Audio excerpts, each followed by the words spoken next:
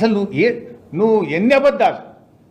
అసలు 4 పార్టీలు మారింది నువ్వు, పూటకో పార్టీ మారి ఏ ఎండకు ఆ గొడుగు పట్టే రేవంత్ రెడ్డి నా గురించి మాట్లాడతాడా?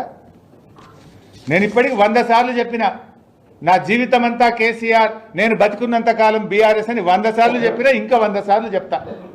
నువ్వేంది చిల్లరోడివి? నువ్వు అసలు నీకు నా గురించి మాట్లాడే నైతికత తక్కువ ఉందా?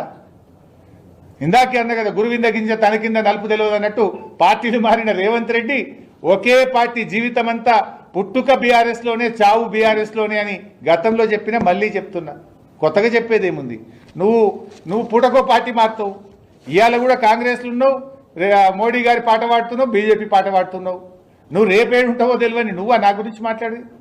నైతికతకు నిజాయితీకి నేను కట్టుబడి ఈ రాజకీయాల్లో పనిచేసిన, విలువలతో ఉన్నాం. నీకో విలువలే లేవు. నీకు అసలు నీ ఇంటి పేరు మార్చుకో, యనుమల రేవంత్ రెడ్డి కాదు, అబద్ధాల రేవంత్ రెడ్డివి నువ్వు.